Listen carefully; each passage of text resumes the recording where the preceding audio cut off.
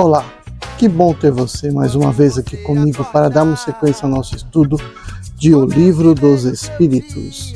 Eu sou o professor Wagner Klein, sou professor de Física, terapeuta holístico e você está no canal Sob Nova Visão.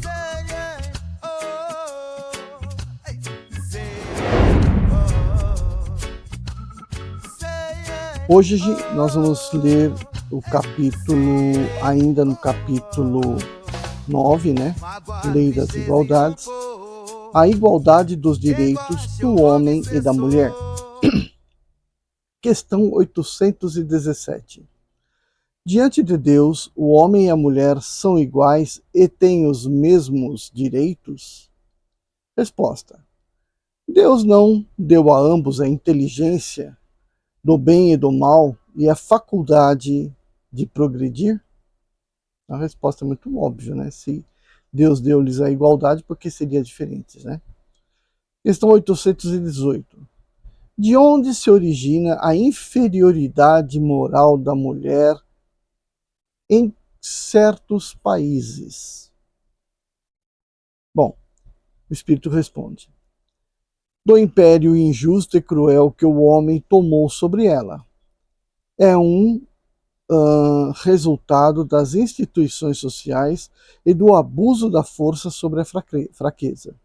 Entre os homens pouco avançados do ponto de vista moral, a força faz o direito. Então está claro aqui que essa condição é totalmente primitiva, né?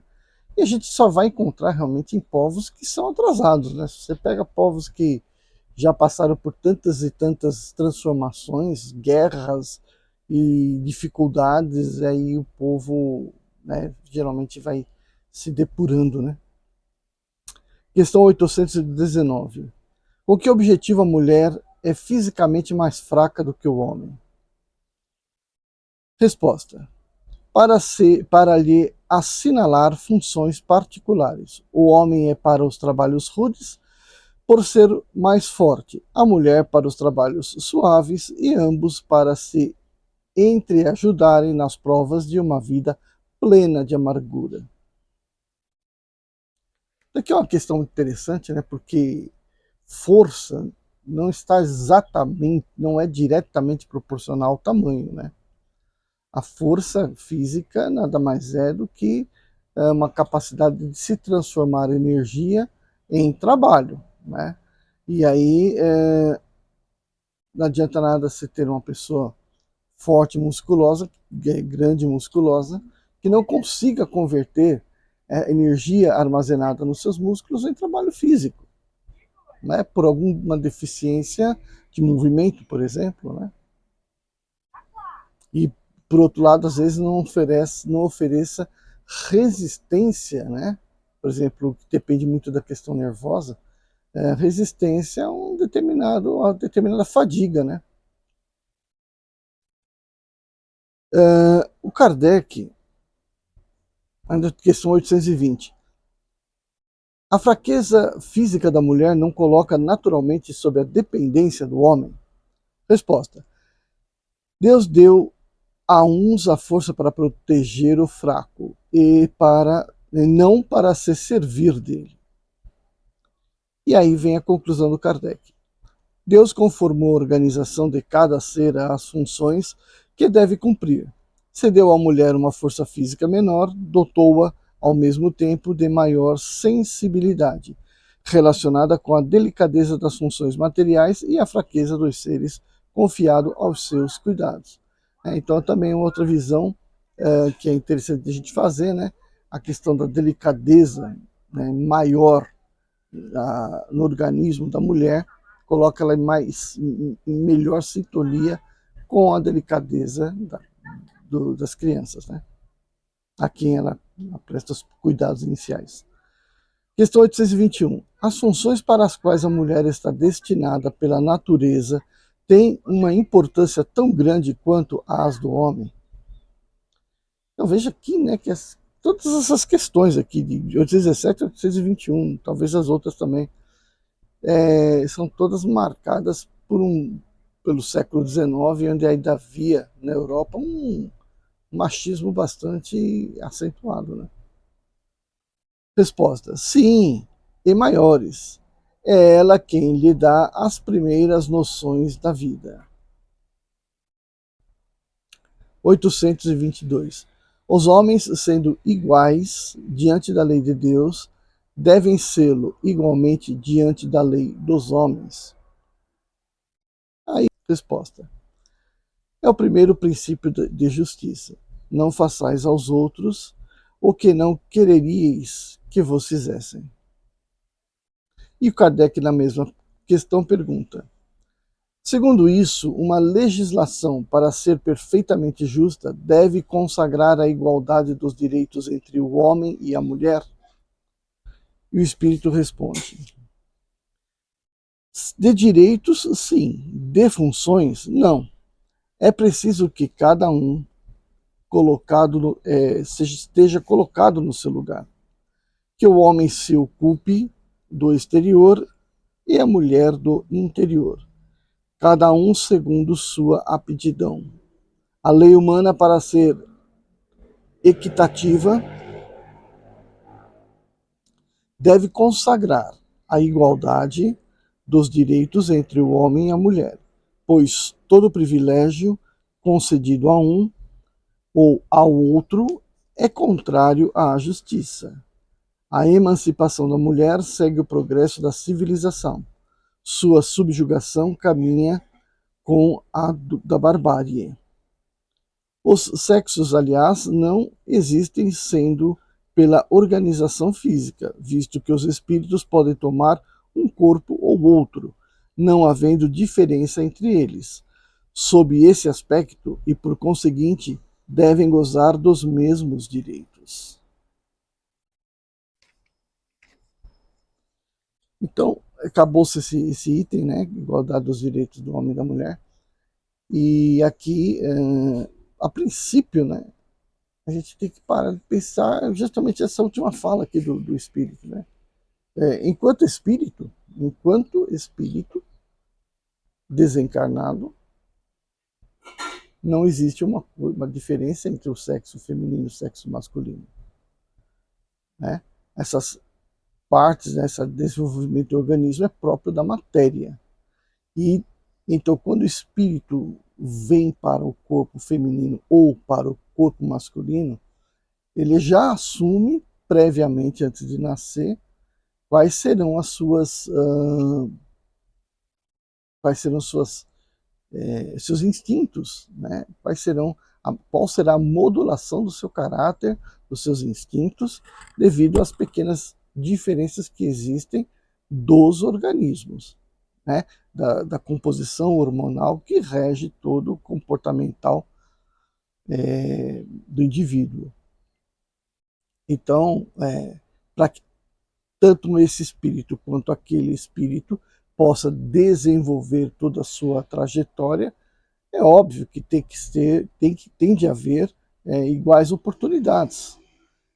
E iguais oportunidades correspondem a iguais direitos, né? Então, não tem como porquê, né, ser o contrário, ser diferente disso, né? E justamente esse machismo aqui já decorre do espírito estar dentro de um corpo mais primitivo, né? Um corpo mais preso às questões materiais. Então, vamos lá. E o último item para terminar esse capítulo é igualdade diante do túmulo. Então vamos ver, questão 823. De onde vem o desejo de perpetuar-se a memória pelos momentos fúnebres? E aí a resposta é o último ato de orgulho. O Kardec, da mesma questão, pergunta: mas a suntuosidade dos monumentos fúnebres frequentemente não é determinada pelos parentes que desejam honrar a memória do falecido e não pelo próprio falecido? Resposta: orgulho dos parentes que querem se glorificar a si mesmos. Ó, sim, não é sempre pelo morto que se fazem todas essas demonstrações. é por amor próprio e pelo mundo, e para ostentar sua riqueza. Crês que a lembrança de um ser querido seja menos durável no coração do pobre, porque ele não pode colocar senão uma flor sobre sua tumba? Crês que o mármore salva do esquecimento aquele que foi inútil sobre a terra? Então tá bem colocado aí, né? Todo esplendor de um ritual fúnebre está ligado a, principalmente, né, ao orgulho que se quer manter, ou da linhagem, da casta, né? Às vezes é uma reverência, né, ao quanto uma pessoa pôde praticar em vida, mas não deixa de ter aquela questão de que quem está fazendo, né? Quem está fazendo são os herdeiros daquela pessoa, né? Então sempre tem um pouco de vaidade aí envolvida. Questão 824. Reprovais de maneira absoluta a pompa dos funerais? Resposta: não. Quando a honra à memória de um homem de bem é justa e um bom exemplo. E aí o Kardec termina fazendo uma conclusão. O túmulo é o local de encontro de todos os homens. Ali terminam implacavelmente todas as distinções humanas. É em vão que o rico quer perpetuar sua memória por momentos faustosos. O tempo os destruirá como ao corpo, pois assim quer a natureza. A lembrança de suas boas e suas más ações será menos perecível que seu túmulo. A pompa de seus funerais não o lavará de suas torpezas e nem o fará subir um degrau na hierarquia espiritual. Está dizendo aqui, não, está claro, né, esse final. Só quero fazer aqui um comentário, né? Durante o funeral, seja qual for a pessoa, né? Pelo funeral, a gente pode estar, então, fazendo uma reverência a uma pessoa que foi importante. E aqui já me veio logo à cabeça a história de Arquimedes, quando finalmente os romanos tomaram Siracusa, que era tão bem defendida por várias engenhocas que Arquimedes havia desenvolvido com base nas alavancas, os navios realmente tomaram lá. Se não me engano, o nome do general era Marcos. Ele manda que trouxessem Arquimedes para ele, né? Manda os guardas buscarem Arquimedes e trazerem para ele. Afinal, ele deveria ter alguma coisa de importante a combinar com Arquimedes, né? E aí o soldado vai buscar, Arquimedes diz que não tinha tempo para isso, que não queria saber de conversa com o general, e estupidamente o soldado decepa-lhe a cabeça. E aí vai levar o corpo morto lá pro general, né? Aí dá para se imaginar, né, o que deve ter acontecido com aquele soldado. Mas esse general, ele faz o funeral de Arquimedes. E sobre o funeral de Arquimedes, ele coloca em mármore, se não me engano, em mármore, uma esfera perfeitamente, né, redondinha. E com todas as menções em latim sobre a importância que Arquimedes teve na engenharia, na construção, na descoberta da matemática, e toda a importância que ele teve, ele foi lá descrita na lápide de Arquimedes. Isso foi feito, portanto, por uma pessoa que o conquistou, por um conquistador, né? Não por um subalterno, foi por alguém que foi lá e tomou Siracusa. Ou seja, um inimigo, né? Foi o inimigo que homenageou Arquimedes daquele jeito.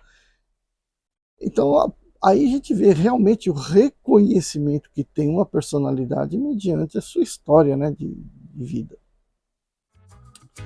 Vejo vocês no próximo vídeo. Tchau, tchau.